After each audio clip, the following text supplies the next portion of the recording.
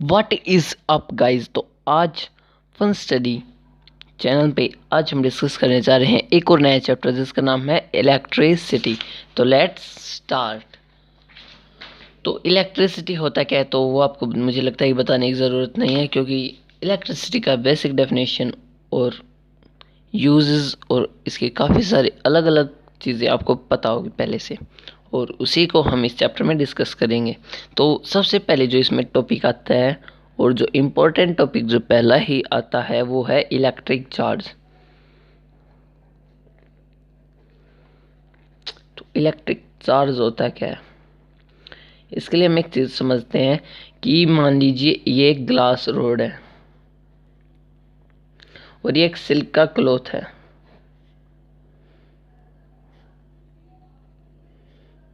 तो इनको जब हम रब करेंगे तो क्या होगा कि इनके अंदर चार्ज प्रोड्यूस हो जाएगा। चार्ज प्रोड्यूस क्यों होगा? क्योंकि इलेक्ट्रॉन का ट्रांसफ़र होगा। अब ये कैसे होगा वो देख लीजिए। मान लीजिए एक बॉडी है, दोनों न्यूट्रल बॉडीज़ हैं, इनके अंदर चार्ज है, प्लस इक्वल अमाउंट में प्लस और उतने अमाउंट में माइनस है, जिससे क्या है कि एक दूसरे को बैलेंस करके न्यूट्रल है। इसमें भी वही केस है। तो अगर हम क्या करेंगे कि ज़बरदस्ती एक एलिमेंट के पास, एक सब्सटेंस के पास से इलेक्ट्रॉन उठा करके दूसरे को दे देंगे, यानी आपके पास 5 रुपए थे, उनमें से 2 रुपए हमने दूसरे के पास, आपके दोस्त के पास भी 5 रुपए थे,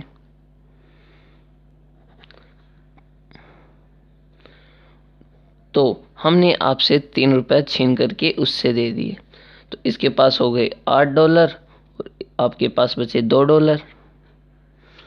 अब आपके पास कमी हो गई, तो अब आप इसके पास जाएंगे क्या करने के लिए कि मेरे पैसे वापस दे। अब ये बोल रहा है मैं नहीं दूंगा। तो इनके भी आपके बीच में क्या होगी? अट्रैक्शन, क्योंकि आप नहीं चाहेंगे कि वो आपसे दूर जाए, क्योंकि आप क्या पता आपके पैसे लेकर भाग जाए। इसीलिए सेम केस इसी के अंदर होता है। इसके अंदर होता क्या है कि जब सिल्क क्लॉथ को ग्लास रोड से रब किया जाता है, तब जो सिल्क में जो इलेक्ट्रॉन्स हैं, क्योंकि पहले तो ये न्यूट्रल थे, अब इसके इलेक्ट्रॉन्स को क्या होगा, ये अट्रैक्ट कर लेगा, यानी इसके अंदर से इलेक्ट्रॉन्स निकल के इसके अंदर चले जाएंगे। अब इसके अंदर पॉजिटिव चार्ज और नेगेटिव चार्ज दोनों बैलेंस थे पहले, और इसमें से अब नेगेटिव चार्ज निकाल दिया हमने, तो इसके अंदर बचा पॉजिटिव चार्ज। तो ये हो गया पॉजिटिवली चार्ज। अब इसके अंदर इलेक्ट्रॉन्स आ गए, नेगेटिव चार्ज आया है, तो ये हो जाएगा नेगेटिवली चार्ज। तो इनके अंदर होगा ये केस कि आफ्टर रबिंग इनके अंदर हो जाएगा प्लस चार्ज और सिल्क क्लॉथ के अंदर हो जाएगा नेगेटिव चार्ज। तो यही होता है चार्ज का कंसेप्ट। और चार्ज की प्रॉपर्टीज़ होती हैं कि जो पॉजिटिव चार्ज को हम एक दूसरे के पास रखेंगे तो रिपेल करेंगे, नेगेटिव को पास रखेंगे तो वो भी रिपेल करेंगे, और पॉजिटिव और नेगेटिव को पास रखेंगे तो वो अट्रैक्ट करेंगे। यानी चार्ज अट्रैक्ट ईच अदर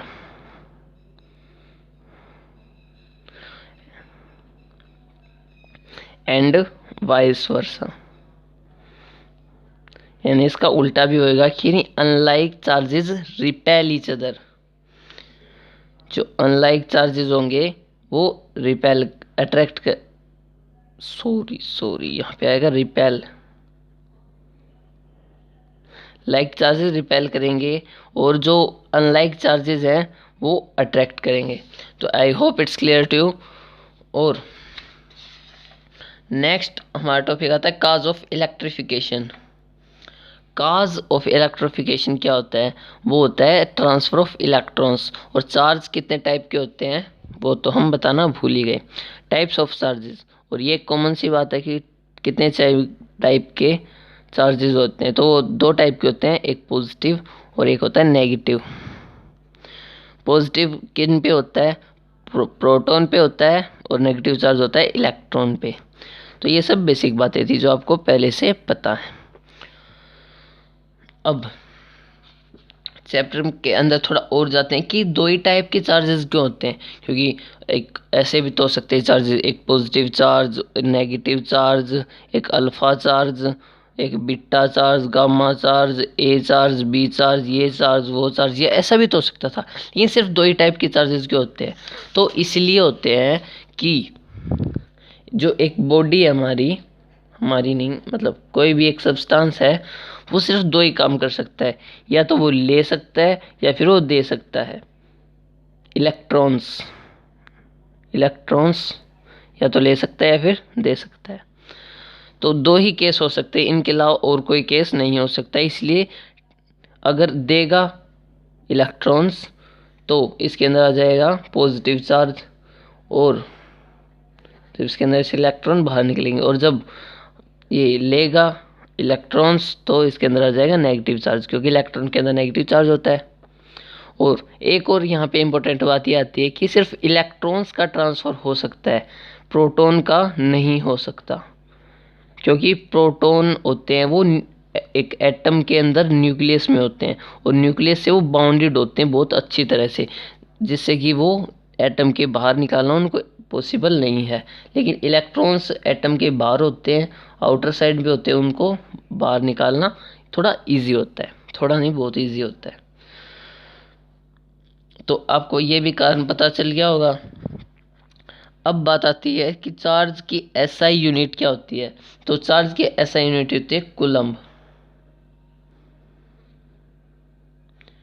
और 1 कूलम्ब चार्ज कब प्रोड्यूस होगा, यानी हम कब कहेंगे कि ये चार्ज 1 कूलम्ब चार्ज हमने प्रोड्यूस किया है, जब एक बॉडी 6.25 इंटू 10⁻⁸ इलेक्ट्रॉन्स को ट्रांसफ़र कर देगी। यानी मान लीजिए ये एक बॉडी है, इसने इस अमाउंट में इलेक्ट्रॉन्स को अपने के अंदर से निकाल दिया, तो इतना 1 कूलम्ब चार्ज इसके अंदर आ जाएगा पॉजिटिव का। अगर इतने इलेक्ट्रॉन्स इस बॉडी ने गेन किए यानी ले लिए हैं, तो इसके अंदर आ जाएगा नेगेटिव -1 कूलम्ब चार्ज। तो आपको आई होप कि आपको ये भी क्लियर हो गया होगा। अब बात करते हैं कंडक्टर्स और इंसुलेटर्स की। तो क्या होते हैं, what is conductors and what is insulators. तो कंडक्टर्स वो होते हैं, वो सब्सटेंस या फिर वो एलिमेंट या फिर ग्रुप ऑफ एलिमेंट जो कि अलाउ करें पासेज ऑफ इलेक्ट्रॉन को। यानी अपने ये मान लीजिए कोई कॉपर वायर है, कॉपर का, तो इसके अगर ये अपने अंदर से इलेक्ट्रॉन को ट्रांसफ़र होने देता है, तो इलेक्ट्रिसिटी होती है, तो यही है कि फ्लो ऑफ इलेक्ट्रॉन्स, यानी इलेक्ट्रॉन ही फ्लो करते हैं इसके अंदर। तो अगर ये अलाउ करेगा कि हाँ भाई आराम से चले जाओ कोई बात नहीं, तो वो होगा कंडक्टर्स। और इंसुलेटर्स होगा जो उसको अपोज करे, फ्लो ऑफ इलेक्ट्रॉन को अपोज करता है, जैसे रबर। एग्जाम्पल देखिए इसके, जैसे रबर और वुड, और भी काफ़ी सारे एग्जांपल्स हैं, पेपर और दुनिया भर के एग्जांपल्स। ये होते हैं इंसुलेटर्स के एग्जांपल। कंडक्टर्स में हमारा कॉपर आ गया, और जो बेस्ट कंडक्टर होता है वो होता है सिल्वर। तो सिल्वर को हम यूज़ कर सकते हैं, गोल्ड भी होता है, कॉपर हो गया, और कंपाउंड्स जैसे ग्रेफाइट हो गया, ग्रेफाइट का कंपाउंड नहीं सॉरी, और आयरन, और काफ़ी ज़्यादा एलिमेंट्स इसके अंदर दोनों के अंदर होते हैं। तो आई होप इट्स क्लियर हो गया कि आपको। और अब बात करते हैं व्हाट इज़ इलेक्ट्रिक करंट, कि इलेक्ट्रिक करंट क्या होता है। इलेक्ट्रिक करंट,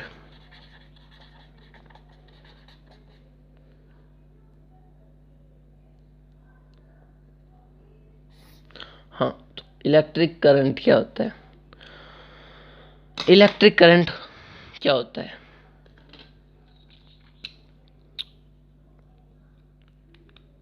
तो इलेक्ट्रिक करंट होता है कि rate of flow of electrical charges, यानी जब इलेक्ट्रिक चार्ज फ्लो करेगा तो उसी के रेट को हम इलेक्ट्रिक करंट बोलेंगे।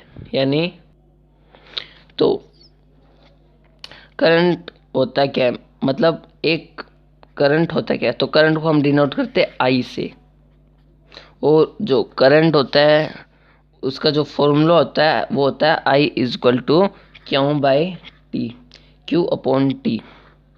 तो क्यू की यूनिट होती है कूलम्ब,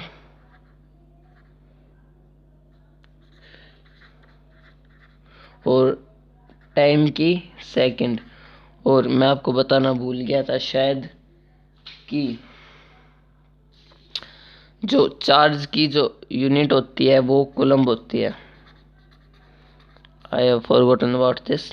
और ऐसा यूनिट होती है ये, और इसको इसको हम डिनोट करते हैं कूलम्ब से, और इसकी ऐसा यूनिट होती है। तो ये होता है इसका फॉर्मूला। अब बात आती है कि इलेक्ट्रिक चार्ज का फिनोमिनन क्या होता है। तो मान लीजिए कि ये एक कंडक्टर है,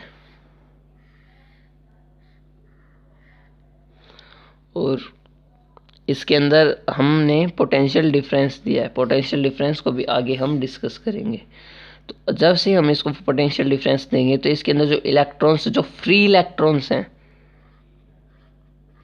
वो क्या होंगे, फ्लो करने लग जाएंगे। अगर ये कंडक्टर्स तो इसके अंदर होंगे फ्री इलेक्ट्रॉन्स, तो ये क्या करने लग जाएंगे, मूव कहाँ से कहाँ करेंगे, नेगेटिव से पॉजिटिव की तरफ। क्योंकि इलेक्ट्रॉन्स हैं तो इलेक्ट्रॉन्स किसकी तरफ अट्रैक्ट होंगे, पॉजिटिव की तरफ, पॉजिटिव चार्ज की तरफ। तो ये इलेक्ट्रॉन्स सभी पॉजिटिव की तरफ भाग जाएंगे, और जो नेगेटिव चार्ज उससे रिपेल करेंगे। तो ये होता है इसका फिनोमिना। तो अब बात आती है कि ऐसा यूनिट क्या होती है इसकी। तो जो करंट होता है उसकी ऐसा यूनिट जो होती है वो होती है एम्पियर। एम्पियर होती है इसकी एसआई यूनिट। और 1 एम्पियर को हम डिस्कस करें तो 1 एम्पियर क्या होगा। 1 एम्पियर को हम कैसे कह सकते हैं कि I is equal to Q by T है हमारे पास। तो I is equal to 1 coulomb. तो 1 कब होगा, जब 1 कूलम चार्ज 1 सेकेंड के अंदर किसी भी कंडक्टर से ट्रांसफर हो। यानी ये कोई वायर है, इसके अंदर से 1 सेकेंड में 1 coulomb charge unit cross section area से, यानी वो यूनिट क्रॉस सेक्शन एरिया होना चाहिए, फर्क नहीं पड़ता कि वो क्या है, वो कितना एरिया है, बस वो यूनिट क्रॉस सेक्शन एरिया होना चाहिए। तो ये होता है 1 एम्पियर। तो इसे हम कहेंगे 1 ampere when 1 coulomb of charge pass through a conductor in 1 second through a unit cross section area. तो उसे हम कहेंगे 1 ampere. So I hope it's clear to you. Next हम करेंगे डायरेक्शन ऑफ इलेक्ट्रिक करंट। तो वो मैं बता चुका हूँ कि जो डायरेक्शन होगी इलेक्ट्रिक करंट की वो होगी नेगेटिव टू पॉजिटिव नहीं, इलेक्ट्रॉन के मूव की ट्रांसफर होगी नेगेटिव टू पॉजिटिव। लेकिन पहले के टाइम में क्या माना जाता था कि पॉजिटिव चार्ज फ्लो करता है नेगेटिव की तरफ, यानी एक तरफ पॉजिटिव और दूसरी तरफ नेगेटिव है तो पॉजिटिव चार्ज जाएगा नेगेटिव की तरफ। तो बाद में ये पता लगाया गया कि जो एटम होता है, जो एटम के जो फाइन हमारे पास स्ट्रक्चर्स आने लगे, तब हमें पता चला कि पॉजिटिव चार्ज तो फ्लो ही नहीं कर सकता है, तो कौन फ्लो कर सकता है, नेगेटिव चार्ज। तो नेगेटिव चार्ज को हमने ये पता लगाया फिर कि जो इलेक्ट्रॉन्स होते हैं वो फ्लो करते हैं। लेकिन हमने वही तरीका अपनाए रखा। हमें ये तो पता चल गया कि नेगेटिव से पॉजिटिव साइड इलेक्ट्रॉन्स फ्लो करते हैं, लेकिन हम डायरेक्शन है इलेक्ट्रिक करंट की वो वही रखने लगे, पॉजिटिव टू नेगेटिव। यानी इलेक्ट्रॉन्स का फ्लो तो होता है नेगेटिव टू पॉजिटिव, लेकिन जो हम डायरेक्शन बताएंगे वो होगी पॉजिटिव टू नेगेटिव, क्योंकि इसे चेंज नहीं किया गया बाद में, वो मुझे पता नहीं क्यों नहीं किया गया। अब बात करते हैं कि जो इलेक्ट्रॉन्स के जो नंबर हैं उनके बेसिस पर मैग्नीट्यूड क्या होगा करंट का। यानी कि कितने इलेक्ट्रॉन्स को अगर हम फ्लो करवाएं और कितने टाइम से फ्लो करवाएं जिससे कि करंट करंट का बेसिकली रिलेशन है नंबर ऑफ इलेक्ट्रॉन से। तो वो रिलेशन है कि हमारे पास फॉर्मूला I = Q/T, ये हमारे पास फॉर्मूला है। लेकिन क्यों क्या होता है, क्यों वो होता है N × इलेक्ट्रॉन्स, यानी नंबर ऑफ इलेक्ट्रॉन्स। तो इसे हम ऐसे भी लिख सकते हैं मॉडिफाई करके, I = NE/T। यहाँ पे जो हम I होता है वो होता है करंट, एम्पियर, इसकी यूनिट होती है एम्पियर में लेंगे। और नंबर को तो हम 1 2 3 क्योंकि इसकी यूनिट नहीं होती। इलेक्ट्रॉन यानी एक इलेक्ट्रॉन पे कितना चार्ज होता है, तो वो होता है 1.6 × 10⁻⁻19 कूलम। ये होता है एक इलेक्ट्रॉन पे चार्ज। ये इंपॉर्टेंट बात है, आप चाहें तो नोट कर सकते हैं अभी इसको। और ये N × T, कितने टाइम में पास हुआ, तो हमारे T। तो इसे हम मॉडिफाई करके ऐसे भी लिख सकते हैं, और ये नंबर ऑफ इलेक्ट्रॉन्स को बताएगा हमें, ये होगा नंबर ऑफ इलेक्ट्रॉन्स। और इसे हम ऐसे भी लिख सकते हैं कि N = I × T, N है ना, I × T अपॉन 1.6 × 10⁻⁻19 कूलम। तो आई होप इट्स क्लियर। और अब बात करते हैं मेज़रमेंट कैसे करेंगे इलेक्ट्रिक करंट की। तो मेज़रमेंट करने के लिए हमारे पास एक डिवाइस होता है जिसको हम कहते हैं एमीटर, सॉरी हाँ एमीटर, AETER, एमीटर। हाँ एमीटर होता है हमारे पास, जिससे कि हम इलेक्ट्रिक करंट को क्या कर सकते हैं, मेज़र। तो इसे कैसे लगाया जाता है, मान लीजिए एक सर्किट है, सर्किट को भी हम आगे डिस्कस करेंगे। अब ये एक रेजिस्टेंस है, रेजिस्टेंस का सिंबल होता है। तो हम करेंगे क्या कि इसके पैरेलल में, पैरेलल और सीरीज को भी हम डिस्कस करेंगे, तो ये आपको आगे अच्छी तरह समझ में आ जाएगा। तो इसे हम एमीटर को इसके पैरेलल में लगा देंगे, जिससे कि होगा क्या कि इसके अंदर रीडिंग शो होगी, और उसके अक्रॉस, ये पॉइंट और इस पॉइंट के अक्रॉस में हमें क्या मिल जाएगा, नो, ये थोड़ा गलत हो गया। इसको हम सीरीज में लगाएंगे, थोड़ी सी मिस्टेक हो गई, बहुत बड़ी मिस्टेक हो गई। इसे हम लगाएंगे सीरीज में, एमीटर को हम लगाएंगे सीरीज में। तो ये मिस्टेक हो गई थी, इसको हम सीरीज में लगाएंगे, यानी किसी भी जो रेजिस्टेंस है उससे पहले हम लगा देंगे। जैसे होगा क्या कि उसके अंदर जितना करंट जा रहा है तो उसकी रीडिंग हमें शो हो जाएगी इसके अंदर। तो एमीटर का मैकेनिज्म तो हम इसमें नहीं डिस्कस करेंगे, क्योंकि सिलेबस में नहीं है, तो क्यों डिस्कस करना। अब बात करते हैं कि इसके कुछ न्यूमेरिकल्स के बारे में।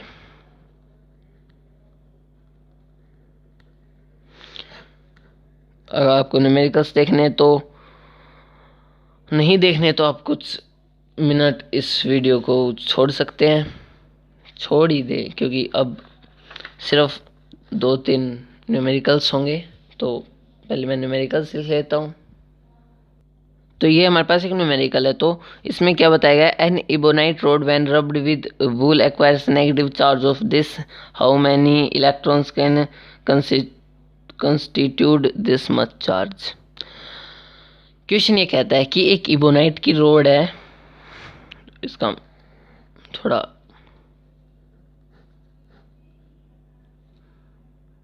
स्ट्रक्चर सा बना लेते हैं। तो ये होता है कि इबोनाइट रोड को जब वूल के पेपर या फिर पेपर नहीं, वूल के कपड़े के साथ रब किया जाता है, तो क्या होता है कि एक नेगेटिव चार्ज एक्वायर हो जाता है इबोनाइट रोड के ऊपर, और वो कितना होता है 4.0 इतना something. How many free electrons can constitute this much charge, यानी कितने इलेक्ट्रॉन इस इतने चार्ज को कंस्टिट्यूट यानी एक्वायर कर सकते हैं, यानी कितने इलेक्ट्रॉन मिल करके कितने इलेक्ट्रॉन मिल करके इतने चार्ज को एक्वायर कर पाएंगे। तो उसके लिए हमें सिंपली हमारा फॉर्मूला लिख लेते हैं पहले हम, I is equal to Q by T N E by T. तो यहाँ पे हमें यहाँ पे करंट का कोई केस नहीं है, तो हम डायरेक्ट यही फॉर्मूला लगा लेते हैं, Q is equal to N E, Q is equal to N E. तो ये हमारे पास चार्ज था, क्यू की वैल्यू हमें दी हुई है, कितनी है हमारे पास 4.0 इंटू 10⁻⁻⁹ कूलम्ब, -9 है ना, हाँ -9। तो और इज इक्वल टू, हमें उससे पहले एक चीज़ ध्यान रखनी होगी, नेगेटिव चार्ज ऑफ, यानी नेगेटिव है ये चार्ज। तो यहाँ पे ज़रूर नहीं हमें सिंबल दे, या फिर हो सकता है ना भी दे, लेकिन हमें ये पता होना चाहिए कि आगे क्या लिखा हुआ है। तो थोड़ा होश करके पढ़ लेना चाहिए पहले क्वेश्चन को पूरा अच्छी तरह से। एन तो हमें निकालना, हाउ मैनी इलेक्ट्रॉन्स, इनटू में इलेक्ट्रॉन, एक इलेक्ट्रॉन पे चार्ज कितना होता है 1.60 इंटू 10⁻⁻⁹ कूलम्ब। नहीं, माइनस का आएगा यहाँ पे, तो इसे हम इसके नीचे ले जाते हैं, तो माइनस से माइनस पहले तो कैंसिल हो जाएगा, और फर्दर कैलकुलेशन करते हैं। तो ये हो जाएगा 4 इंटू 10⁻⁻⁹ बाय 1.6 इंटू 10⁻⁻⁹। सो अब हम क्या करेंगे कि पहले इसको कैंसिल कर लेते हैं 4 से, और ये हो जाएगा 0.4, और इसे हम जब ऊपर ले जाएंगे तो ये हो जाएगा positive.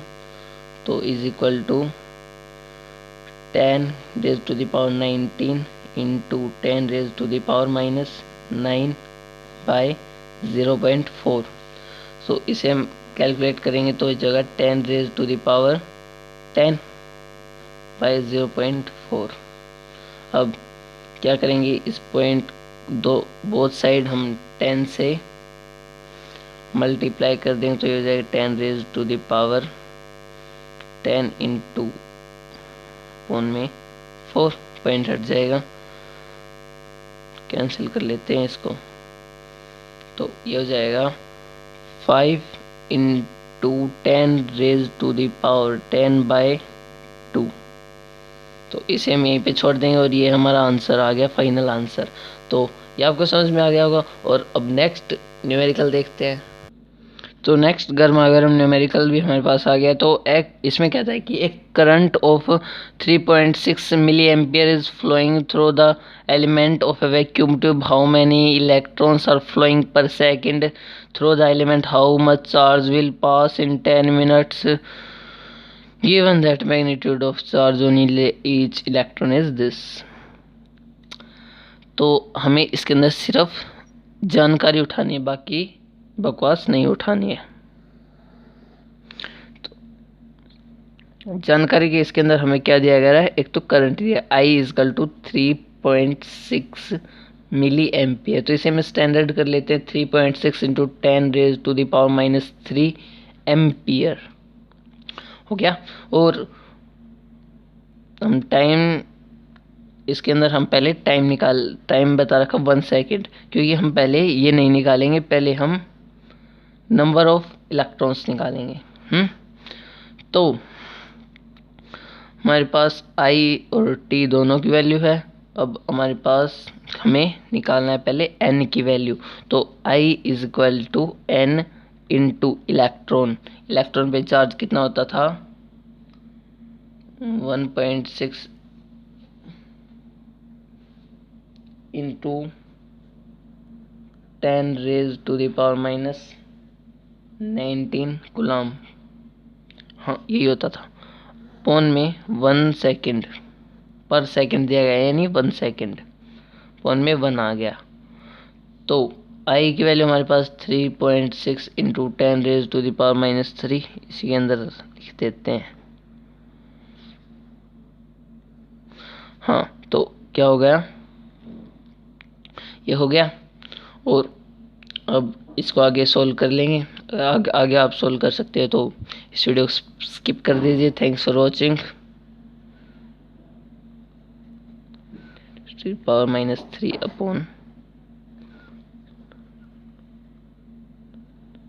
Coulomb equal to n।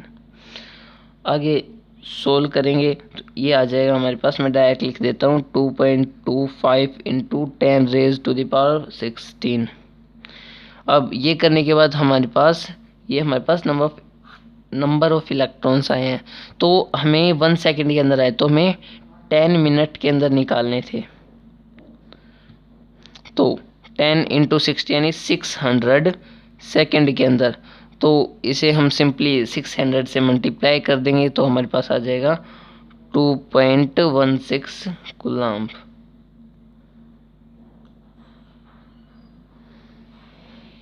तो आई होप कि आपको समझ में आ गया होगा। आ गया हो तो लाइक कर देना, नहीं आया तो डिसलाइक कर देना, दोनों ही केस में कुछ भी कर देना। नहीं आएगा ऐसे, क्योंकि हम जब 3.6 इंटू 10⁻³ को 600 से मल्टीप्लाई करेंगे तो 2.16 ही आएगा। हाँ सही है, यही आएगा, और बस इतना ही आएगा। तो थैंक्स।